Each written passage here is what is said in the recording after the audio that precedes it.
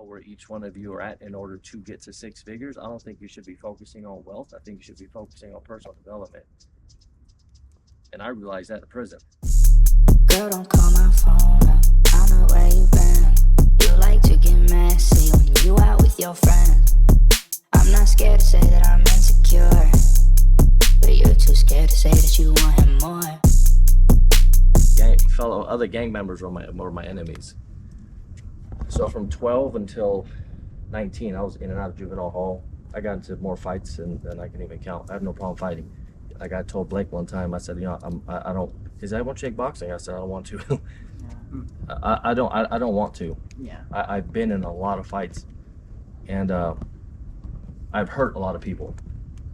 And that to me that's not a way of exercise. There's a way of my life. Like my life was on the line. I like boxing. I like fighting, but I liked it to the point where I enjoyed it. In a bad way, not in a good way. Not like this is sparring, like I want to take your life. I've been in many altercations in prison where my life was on the line, more than just one-on-one with those weapons involved. And there's a certain switch that goes off in my head. I don't want to open that. Like I've done so much in my life to end up where I'm at, and the last thing I want to do is to go backwards. And that was my rock bottom. And I don't know if you guys have hit rock bottom. I know you've hit rock bottom. Oh, I definitely have. So in order to appreciate the things that you have in life, I feel like the harder you've hit rock bottom, the more you appreciate it. It doesn't mean that you don't go back and forth, but you got to keep climbing. And then I went to the California Authority for 2.5 years, and I was like, that was fun too. Got into many fights there. All that just prepped me for prison. Then eventually 12 straight years in prison. Did a lot of bad things in there. I don't really want to go into it. I got a YouTube channel that I talk about all this stuff if you guys want to follow it. But I'm pretty vulnerable on my channel, and I feel like people need to understand that I'm at where I'm at because of all the stuff that I've been through. It doesn't make me, but I feel like it helped form me. I don't attach myself to that anymore. So whatever attachments you have that aren't going to make you successful, you may want to let them go. So one could easily say that from 10 till I got out of prison, I wouldn't have no chance. We don't have any law enforcement in here, but I don't know if you guys know what the recidivism rate is for people that go to prison and come out. Like probably what, 95%?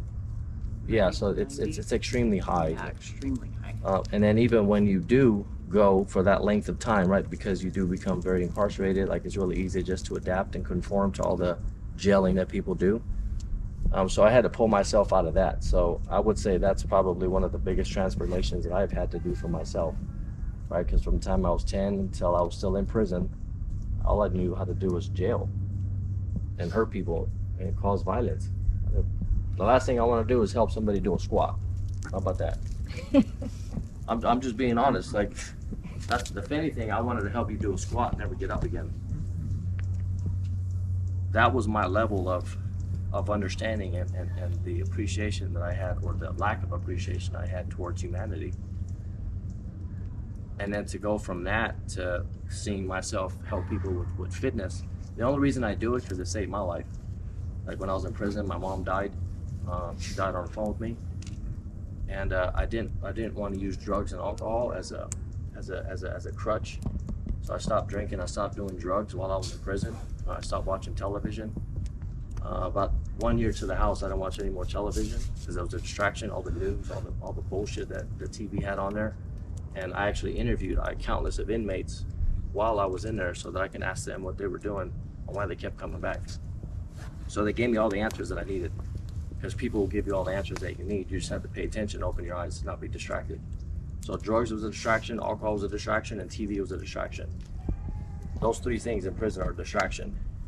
And once I sobered up, also I was on a medication. I took Prozac, and I was deemed mentally not well by psychologists and psychiatrists, so they put me on medication. And I took myself off of that because I thought they were trying to dumb me down, because I took one that was I forgot what it was, but I lost the ability to speak. It took my speaking away, and I couldn't speak, and they thought that I was messing with them, so they sent me to lockup because I couldn't speak. Like legitimate, I couldn't use my tongue. And so I had to like write stuff down, and I was like, I can't speak because of the meds you put me on. So they locked me up, and then eventually I stopped taking it, and I I started to speak again in prison.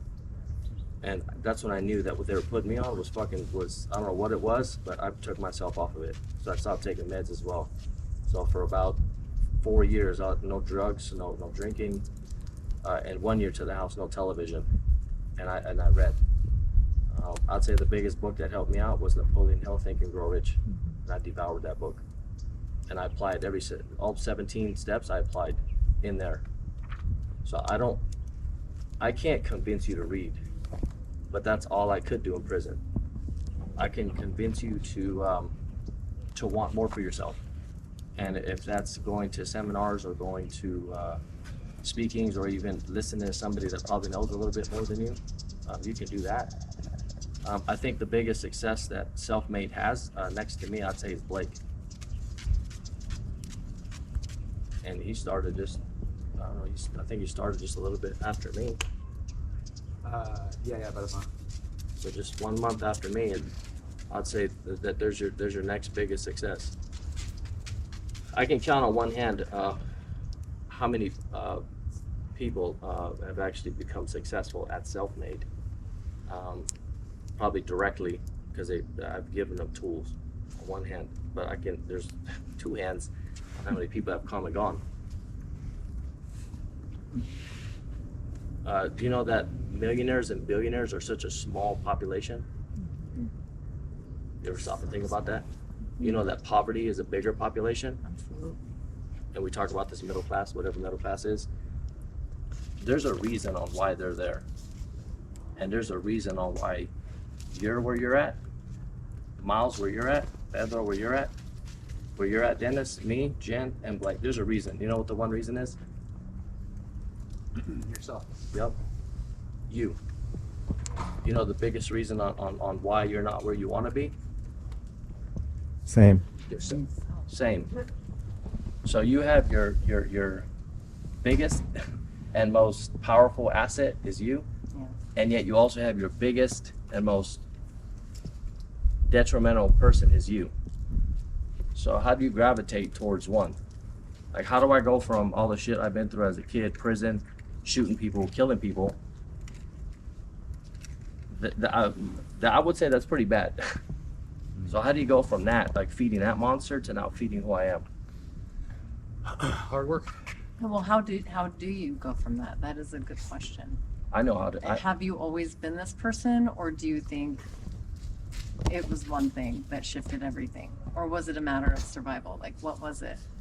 In prison? No, what made you make that shift? Like, what was the catalyst to... What was the moment of clarity? Yeah, That's what they call it. exactly. They call it a moment of clarity. I talked about this before. Which one was it? When you Two pivotal points in prison. when you were supposed to kill somebody in their cell and they didn't show up. Yep. You want to repeat that? When you were supposed to kill somebody in their cell and they didn't show up. Have you ever killed anybody?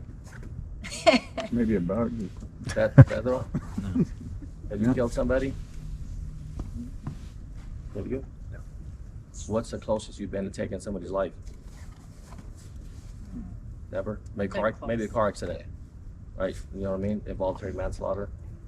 So most of my time was spent in maximum security. Also, I was in my 20s. How old are you? 24. Yeah. You didn't want to meet me at 24. You didn't want to meet him at 34. Just saying. I have probably recreated myself a number of times. And I don't mean like I read a book and I'm like, oh, that was a good book. Significant change. I'm talking about application. If I'm not good at something, I will make myself good at it if I apply myself. I was horrible at relationships. That's my biggest transformation. I was fucking horrible. And I don't mean a little bit, I mean a lot. When it came to me and women, I was very jaded. I have a son, he's 25. And one time I called and my baby's mom, there was a dude that kept answering her phone. I was in prison. I was maximum security. I was fucking mad at the world. Cops, fuck the cops, fuck everybody. I was just wanted to stab people and just go to lockup every fucking time I got. Every time I got out of cell, I get in trouble. I was angry, like just angry. And I had the privilege of using the phone, and some guy answered the phone. I kept telling him, why you keep answering the phone? And he was like, I live here. I had no idea. My heart just fucking dropped, and I was like, what the fuck? You know what I mean? She's feeding me garbage, clearly.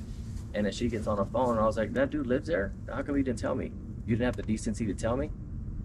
I was fucking angry. Like, just pissed the fuck off. You know, I'm sure we've all been through breakups, and we've all been through our fair share, but when you're in prison, and you don't have your freedom, and somebody's telling you that they're gonna be there for you, and that happens, you gotta hear from somebody else. That's like a slap in the face like no other. You know, you could get cheated on, but when you don't have your freedom and you don't have the ability to do anything about it and you're stuck, it pissed me off. And I didn't realize that my traumas that I had towards women were so deeply rooted to that. And it wasn't until I started doing work on me that I actually acquired more information so that I can be vulnerable with women. And that's like a huge change I've actually had to overcome now. And in prison, I realized that I couldn't take the same tools that I was really good in prison, but I can't do that out here.